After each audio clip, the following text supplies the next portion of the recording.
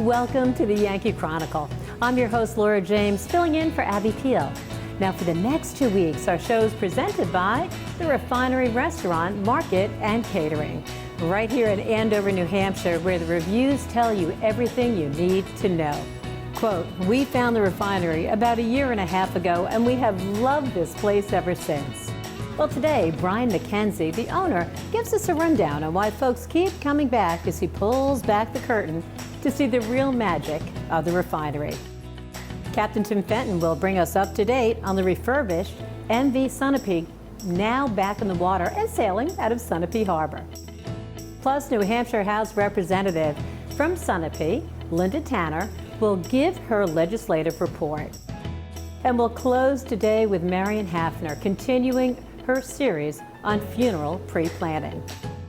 Stay with us here at the Refinery Restaurant, where a recent visitor said this comfortable and rustic building, hostess who greeted us, owner Brian who seated us, our waitress, and the food are all perfect. Don't go away, because you won't want to miss this week's edition of your Yankee Chronicle.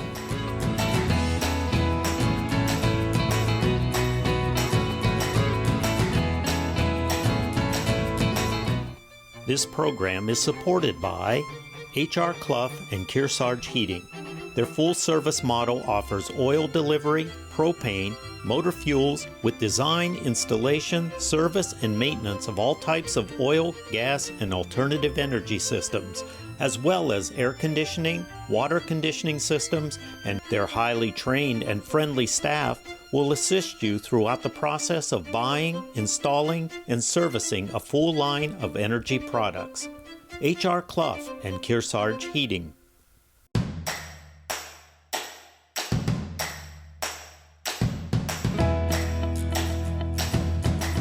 Well, hello, I'm Laura James, your host of Kearsarge Chronicle, filling in for Abby Peel. And what a time to be filling in for Abby. I'm here at the Refinery in Andover, New Hampshire, speaking with Brian MacKenzie. Hi, Brian. Hi. Oh, it's so nice to be here. So happy to see you, yeah. Oh, I saw you last night. Last night for dinner, I'm glad you were here. Yeah, That's it's frequent awesome. flyers. It's Yes. wonderful. And if you haven't been to the Refinery in Andover, New Hampshire, it is nothing short of amazing. Thank you so much. Well, we work really hard at it. It's a That's labor clear. of love. Yes. It's all consuming. Yeah. How How long have you been here for? We've been here 5 years. Wow. We started 2019 in July, then we had COVID, and we managed that. Part of the COVID, it helped us develop our market here, because people were coming in to order takeout, and we had to bring a lot of things out the doors to the cars for them. And with the market, it's just one of the parts of our business, because we have the main restaurant where we do the full menu, and we're all American type food with steaks and burgers and sandwiches, salads. So we try to cover a lot of bases, and then a large portion of our menu is barbecue, and we have a lot of the barbecue going throughout different items on the menu. So it's really all kind of working together. So diverse, and Yeah. I'm glad we set up in the market, because it is amazing. You have so many items to go, and I have vegetarians in my family, I have gluten-free people, I have whole wheat people. You can satisfy all of those diets and needs. We do our best, yeah. And we have the sugar case over here where Liv Lord makes beautiful desserts for us. She's been with us since she's one of the original Oh my goodness, members I didn't working realize here. that. So Okay. she's still here. She started when she was in high school, and she just keeps that thing looking beautiful. They're incredible, And too. flavors are great. So not only the restaurant, but you do catering. We do. Catering is, people call me and we have to fit it into our calendar, because our calendar is very populated with things going on. And what I've done to kind of help catering out here is I've teamed up with Chef Brian Leary of Perspective Catering, and we work together to really help offer more services to the public. I'm limited to a certain amount because the restaurant's really busy. I like to work with him, and we have catering trailers that we use, and they can be taken off-site, and we can do really big events. We do an event at Dartmouth at Fall Family Weekend, and it's 2,500 people. So we have the capacity to do really large events, but we really like doing the smaller 100 to 200 person events. That's small. Yeah, and Brian has us, he goes all over the place. Two things quickly, what's the best way to reach out to you, and how much lead time do folks need? I think it's to check the Refinery website. So that's the website, but I love Wednesdays. Wednesdays are fantastic. Oh, cruise night. Yep, it's Ricky's Cruise In. It's been put together by Levi Southworth. Cruise nights are every Wednesday during the summer, given the good weather. But it's fantastic. All cars are welcome. Vehicles too. We like motorcycles. We like whatever you can kind of bring in. And it goes in the back lot of the restaurant. And down at that area, we serve hamburgers and real simple foods, just so people can get something quick down there. But people can also go from the event up to the restaurant and have dinner. When summer kind of kicks in, there's a lot of people on the lakes that really are looking forward to just something easy. So we have our large order pickup barbecues, and those are based on 10, 20, 30, 40, 50 people. We do them up to 100 or even more. So, and it's kind of a base menu of brisket, pork, chicken, mac and cheese, coleslaw, baked beans. So it's a really backyard barbecue themed menu. And people can add to it. So if they want some of our salads out of the market, our orzos or our potato salad or the quinoa, and we customize the order to what everybody wants. Now I know that because I take your orzo salad, I come in for like 4, containers of it, and I even freeze them, and I pretend it's so mine. We need to make a larger one, 32 ounce. I know, it's wonderful. So you really meet the needs of what your customer wants. Yeah, and there's a demand for that pickup type of thing, because like I said, when they're on the lakes or just need something really easy, they can send someone to come pick it up. Not everybody has to dress up and get into the car and come to the restaurant. You can sneak in, come to this wonderful market, get what you need, and go home and have a wonderful So we're really happy with the way the market works. And in this case over here and behind us, we have steaks and they're all the quality that we use in the restaurant. So if you want to buy a ribeye or a strip loin or a filet mignon, salmon, everything. We got the shrimp, we have the tuna. All those are in the case behind me, and it's everything we use in the restaurant. So it's really nice quality. So and people buy them and they're just like, oh my gosh, it's amazing, so good. Now I don't want to go into the history too much, but I met you when you were at the Pleasant Lake Inn, and did we love having you? Would come out and talk to us about our meals, and you really bring that flavor. This is a high-end but not expensive offering for people. It's wonderful. It's a little different. This restaurant was actually a lot more fun and exciting to put together because we had such a diversity of menu items to offer, even including all the barbecue. Now the barbecue is a lot of work. Pretty soon we have a lot of caterings coming in and stuff where we have to increase our volume in the back. It's not necessarily just for the restaurant, but it's for catering. It's for the big barbecue orders and stuff like that. And as big as you are, when we come in, Olivia was our wait staff. I get to see Josh, your other son with frequency, and Linda. It's really a family affair. Plus, the people who work here feel like family. Oh yeah, and that's how I like to have everybody relaxed at work and enjoy. We go through some really intense times together, but we keep the drama out, and it's just really relaxed work environment. Even though it's very stressful at times, we seem to manage it pretty well, and we have a great staff right now. It's fantastic. You really do. Well, I'm here at the Refinery with Brian MacKenzie. You have such wonderful items to offer. Go online, and I have to tell you, you have pictures of the food. You have a beautiful website too. Thank you. So thank you. yeah, so everything's we're always tweaking. Yeah, we always got to work on everything. Exactly. We still tweak recipes, just trying to find the perfection and things, and it's a never-ending thing to try to make things better. Yep. You're always Brian, thank you so much. We so appreciate it here at the Refinery in Andover, New Hampshire. Yes, ma'am. Thank you so much as well. Well, what else can be said but yum? You owe it to yourself to come in and sample all their Epicurean delights.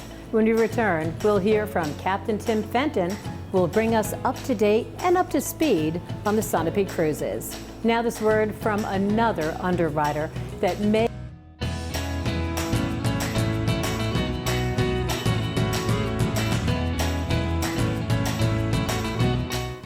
This program is supported by Echo Communications, a digitally integrated commercial printer and mailer located in New London, New Hampshire since 1997, with roots going back much further as the country press, AccuMail, and the home of the Kearsarge shopper. Echo Communications. The Lake Sunapee region is one of the few communities in the country where you can ski year-round. During the summer season, the lake provides water skiing, fishing, swimming, and boating. During the winter, Mount Sunapee Resort, located at the south end of the lake, is one of the most popular ski and snowboard destinations in New Hampshire. The views of Lake Sunapee from the trails in Sun Bowl are spectacular. For more information about visiting our beautiful area, contact the Lake Sunapee Region Chamber of Commerce.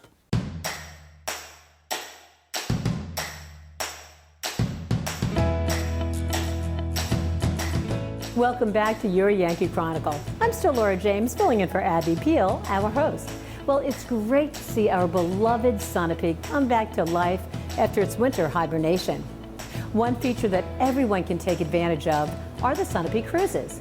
Captain Tim, tell us about your work and what's in store. Yeah, just having another little boat adventure in the harbor here. Yeah, the Sunapee, as you can see, is out of the water.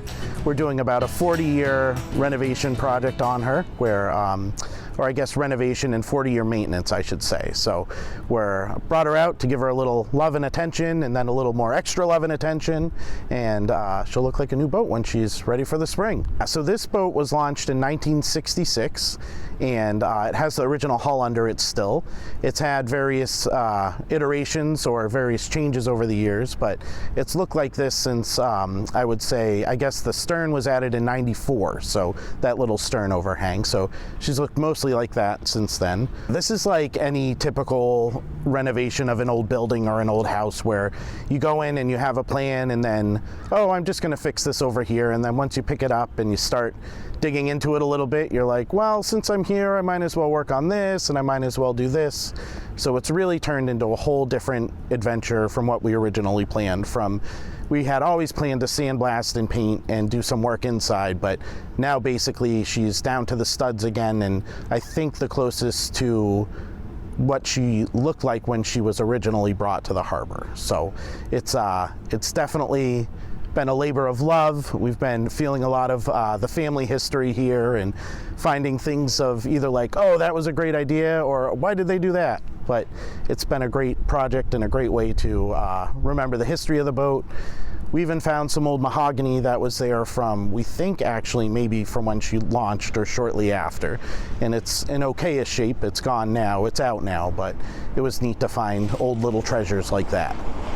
We're excited for the launch. We're excited to get her going. We're excited to see what her final appearance is going to look like. So it'll still definitely have the same vibe as the Sunapee that it's always had, of casual, relaxed, and fun, laid back, but everything inside is going to be new. We're trying to keep the old bar that's always been there because we like that and we like that piece of history, but it'll have new bathrooms, new stairs, new seating, new bar setup. So really it's going to be like a whole new interior, and there's a lot below deck that can't be seen that will be changed as well. So Sunapee Cruises has been sailing Lake Sunapee since 1950, and in the 1960 my wife's grandfather purchased the boats, so it's been run by her family or my family since then. The Sunapee does a 2 o'clock tour every day during the summer, like it has for years and years. So every day at 2 o'clock you can just buy tickets. We also do a lot of private events, so we do birthdays, family reunions, weddings, rehearsal dinners, family and friend get-togethers, a little bit of everything. And then the Lake Queen, which is our new dinner boat, that goes out 6 nights a week during the summer, and you can make a reservation. It's a public dinner cruise, and then we do special events on that as well.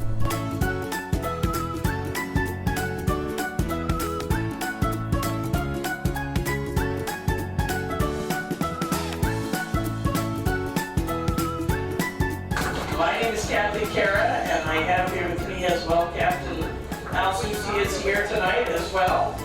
And we just want to welcome you all aboard.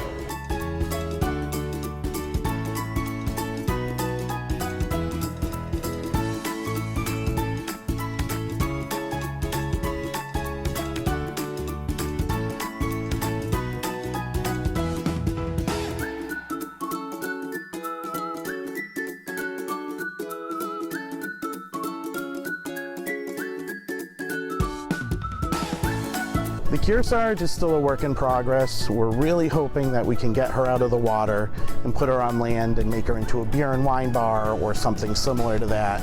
We're looking at some sites, but we're always open to ideas if people have them too. Trying to keep people updated about the progress of the renovations on our Facebook and Instagram pages, so if people ever want to follow along, that's a great place to look.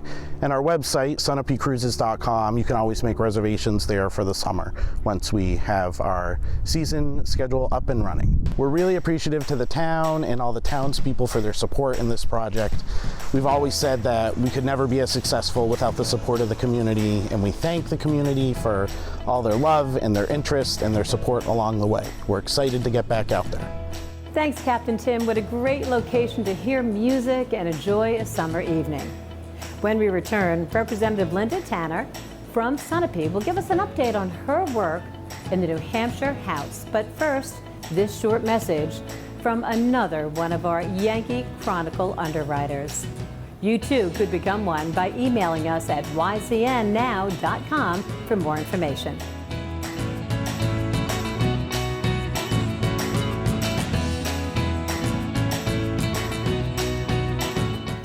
This program is supported by Main Street Bookends of Warner for books, toys, games, cards, gifts, and a gallery of local art. Main Street Bookends of Warner.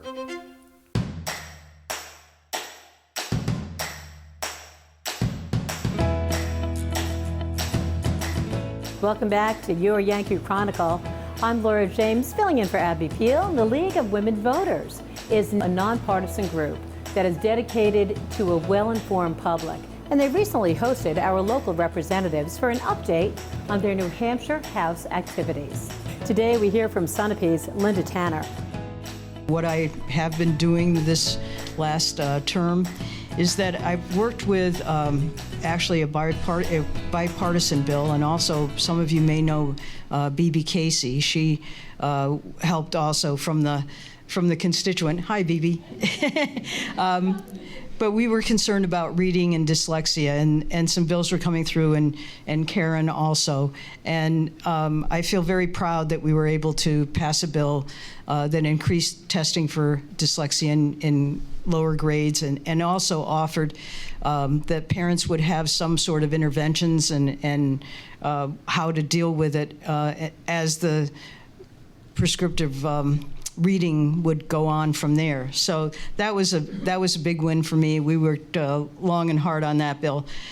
We also had a bill that last year started, and it was brought to us by a young man in, I think he was in 8th or 9th grade, who was very concerned with eating disorders and had done a lot of research and had decided that students needed on the back of their cards a eating disorder number. And again, I worked with Hope a lot on that one, and we finally got that through. And Matthew is just the neatest little kid, and he's now in like 10th or 11th grade, and he's grown all up and raring to go in government, so that's good.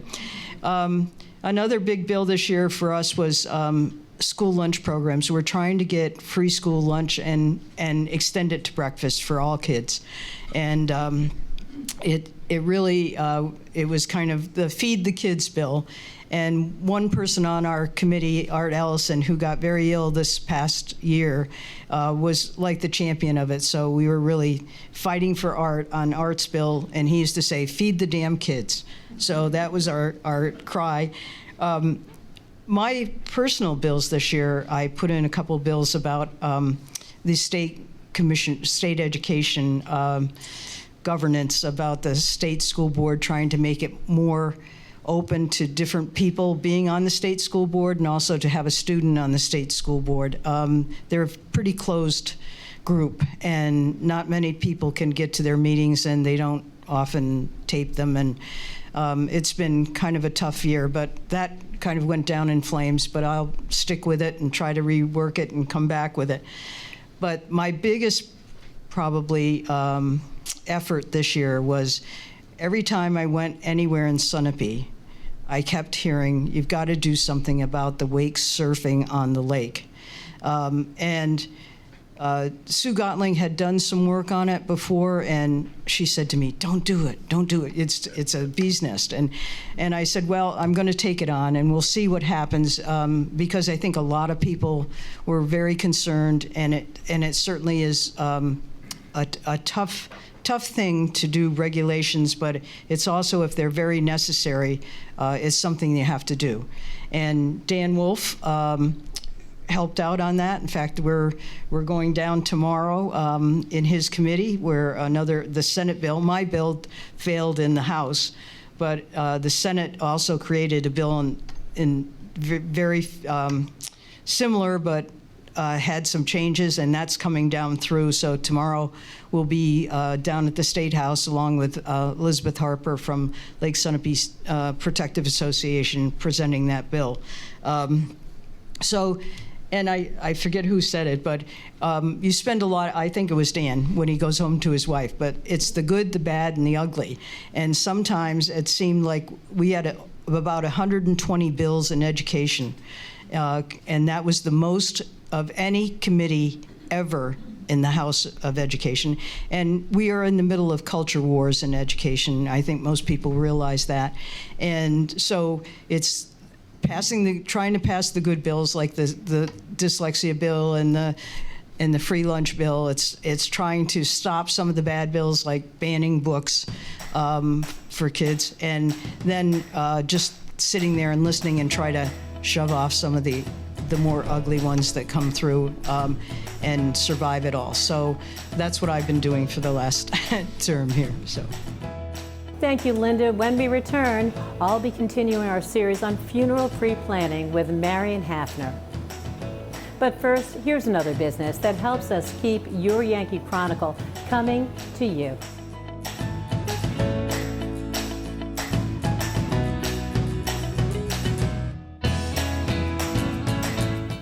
This program is supported by the Innertown Record, your weekly hometown community newspaper covering the Kearsarge Sunapee Sunshine region of New Hampshire. The Innertown Record. The Lake Sunapee region is one of the few communities in the country where you can ski year-round. During the summer season, the lake provides water skiing, fishing, swimming, and boating. During the winter, Mount Sunapee Resort, located at the south end of the lake, is one of the most popular ski and snowboard destinations in New Hampshire.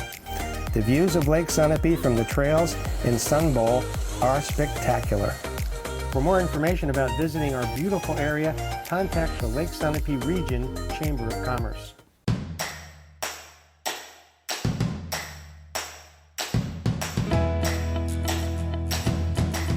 We are back with Marion Hafner. Thank you for having us again. You're welcome. Yeah. Thank you. Oh my gosh, it's good to be here. Yes. You know, we're Chadwick's Funeral Home, if you know, in case you're just joining us, and we're talking about pre-planning of funerals and services. And we spoke last week about how to do that. Bring in the family, bring in your children, come in yourself, right? Yes. And what is that the best way to put it? It is. It's important to include especially the children or whoever is in charge, because you know you're not going to be here, right? And it's important to let the kids know what you would like, and so to see if they'll follow through with it, if they're comfortable with that. Because if they aren't, then you know you really need to have a discussion about what it is that you want, right. And there are a lot of variables. We've all been to wakes and funerals and memorial services, and it can it be anything, any combination thereof? Yes, it certainly can be, and you know, it can be very simple, or it can be a little bit more drawn out, or you know, whatever it is that you like, or it can be a couple of different locations or just one location. You can involve food or not. Sure. No, that makes sense. Yeah. That makes sense, because if you have family out of state, right, and you want to have another service, and that's right. Yeah. Okay. That makes sense. So, what are some of the things we should be thinking about in pre-planning? Right. So I guess the biggest things to think about are, you know, the basic questions, would you like a traditional casket burial, or would you like to be cremated? and then have a burial or then have something else happen. And nowadays, of course, people are talking about green burials and other things are coming down the pike. But What is a green burial? a green burial is, it's in a special section usually of a cemetery where you don't have to have a casket as such, or you might have to depending on the rules of the cemetery. You can be wrapped in a shroud, but there's no chemical, and like there's no embalming.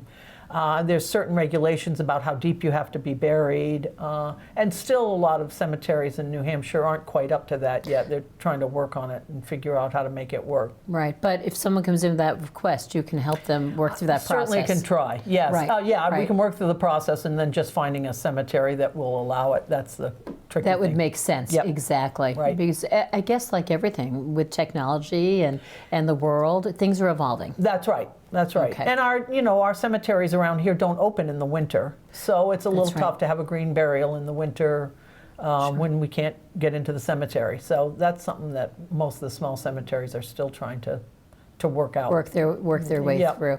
Okay, so we're thinking about caskets, we're thinking about Right. Or- types of services. Yes, yeah. Do we want to have calling hours? You could have calling hours or visitation with a casket present, and then you could have cremation after that. So, or you could have, go right to the cemetery and have a full earth burial.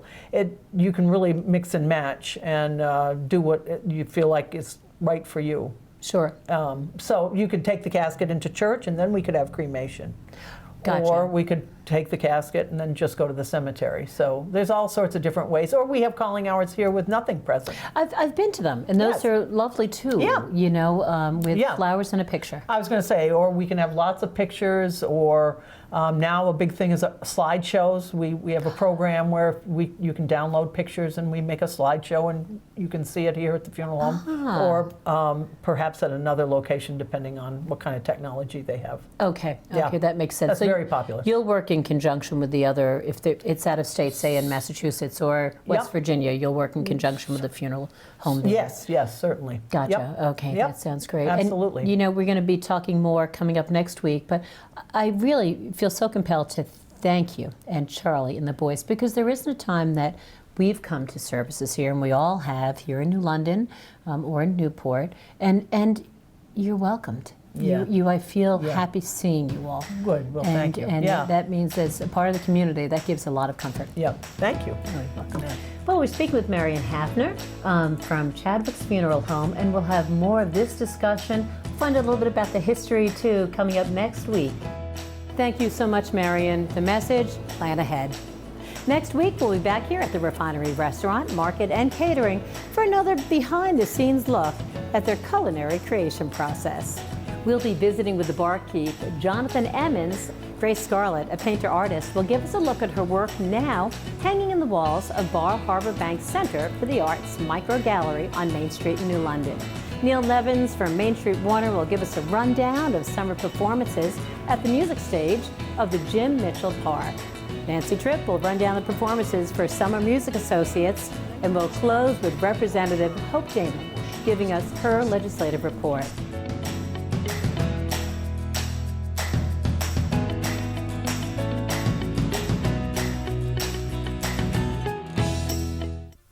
This program is supported by H.R. Clough and Kearsarge Heating. Their full-service model offers oil delivery, propane, motor fuels with design, installation, service, and maintenance of all types of oil, gas, and alternative energy systems, as well as air conditioning, water conditioning systems, and their highly trained and friendly staff will assist you throughout the process of buying, installing, and servicing a full line of energy products. H.R. Clough and Kearsarge Heating. Echo Communications, a digitally integrated commercial printer and mailer located in New London, New Hampshire since 1997, with roots going back much further as the country press, AccuMail, and the home of the Kearsarge shopper. Echo Communications. Main Street Bookends of Warner, for books, toys, games, cards, gifts, and a gallery of local art. Main Street Bookends of Warner. The Innertown Record, your weekly hometown community newspaper covering the Kearsarge Sunapee Sunshine region of New Hampshire, the Innertown Record.